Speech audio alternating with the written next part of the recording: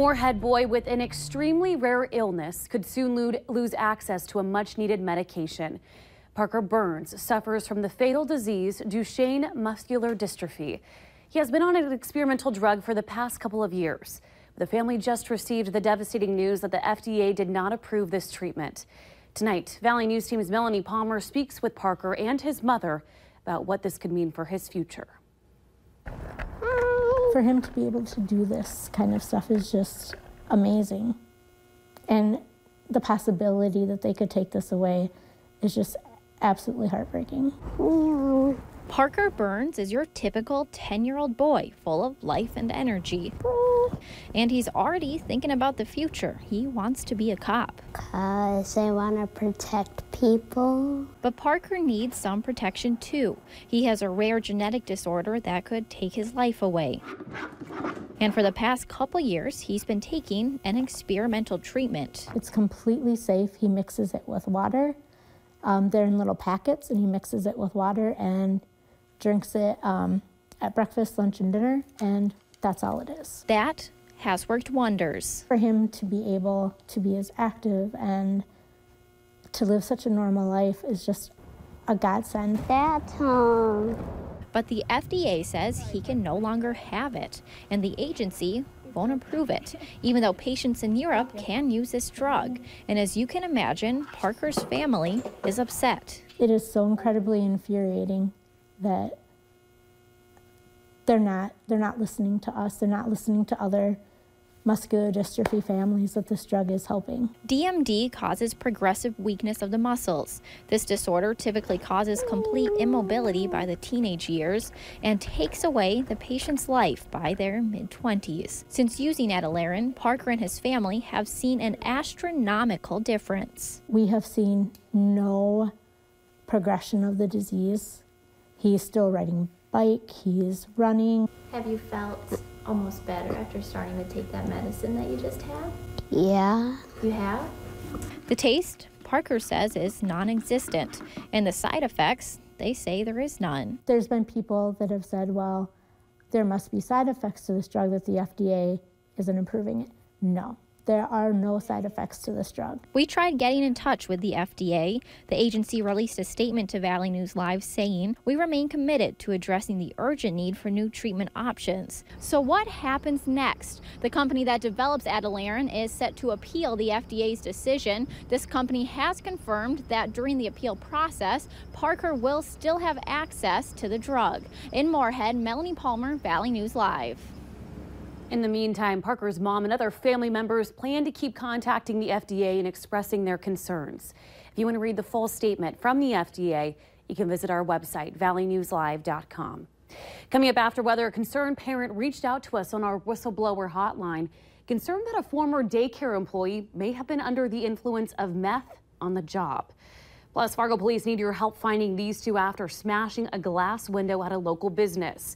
But first, Robert, we saw some slick conditions tonight, and we also saw some flurries. What can we expect a little bit later? Yeah, we can still see some slick spots around the area as we take a live look outside on the CorwinAuto.com Valley Skycam, part of the Storm Team Skycam network. A lot of the roadways, the main roadways wet, but those side streets, still some slick spots. Those sidewalks, driveways, parking lots, could still see some slick spots as well. And as temperatures continue to drop, these wet roadways, you can see some slick conditions developing there as well. 22 degrees, feels more like 13, winds out of the north-northwest at 8 miles per hour. Temperatures elsewhere, it is 1 in Langdon, 6 in Grand Forks, 9 in Thief River Falls, not on this map, but Hallock down to -2 degrees already. Winds relatively light, but it doesn't take a whole lot of wind with these cold temperatures to give us wind chills as cold as 14 below up in Langdon, -9 in Devils Lake, -8 in the Grand Forks area. A very cold night ahead across the region. Much of the Northern Valley going to dip below zero. The coldest temperatures are where the clouds have cleared, and that clearing line continues to make its way off toward the south and southeast. Underneath these clouds, we're still seeing some snow falling out of those clouds, primarily in far southeastern North Dakota into northeastern South Dakota. The intensity slowly waning, but this enough to create a few additional slick spots down the far southern valley as we head through the next little while. Across the northern plains, a little bit more snow down in western South Dakota, and zooming on out to the national map, some locally heavy snow making its way out of southeastern Wyoming into western Nebraska, off towards the east, and some warmer air, some showers and thunderstorms in the Tennessee Valley. For us, overnight tonight, we'll continue to see those skies clear. We'll see some light winds and overnight lows dipping down.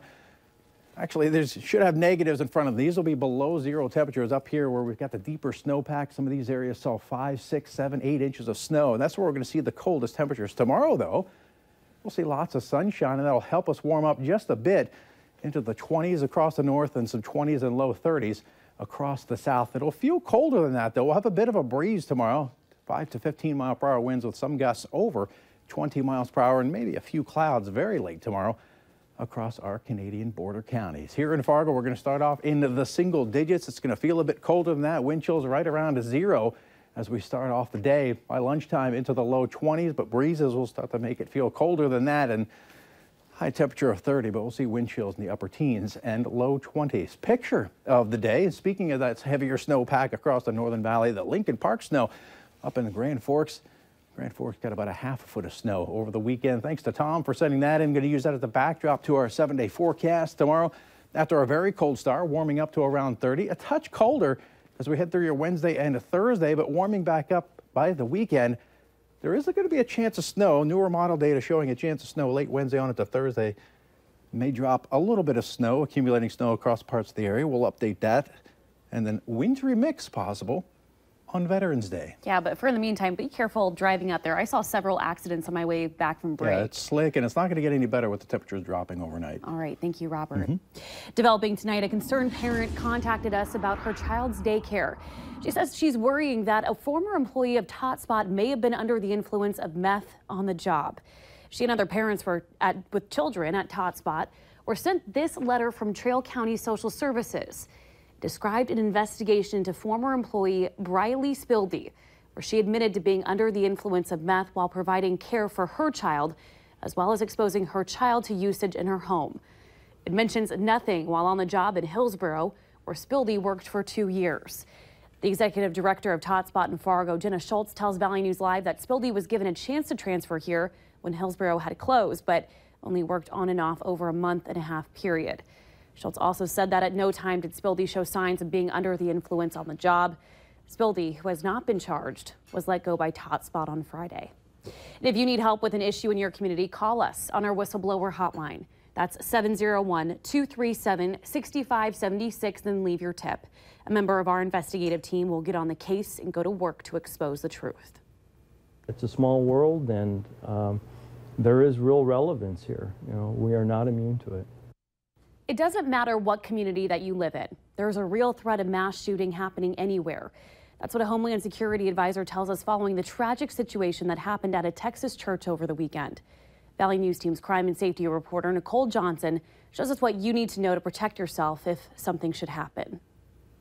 Inside a small Texas church on a worship Sunday, 26 people were shot and killed. 20 others were hurt. Authorities believe the attack stemmed from some sort of domestic situation. It's a real tragedy to see something like that happening. The shooting saddened Pastor Dan, as he's called here at Peace Lutheran Church. Sometimes you realize there's really no safe place. They haven't talked much about what they would do in a similar situation. We greet people when they come in, so we get to know folks who are coming in to the church. We don't normally worry about security. It doesn't really matter what community you live in anymore. The potential for a shooter or a disgruntled member, congregation member, or somebody affiliated with them.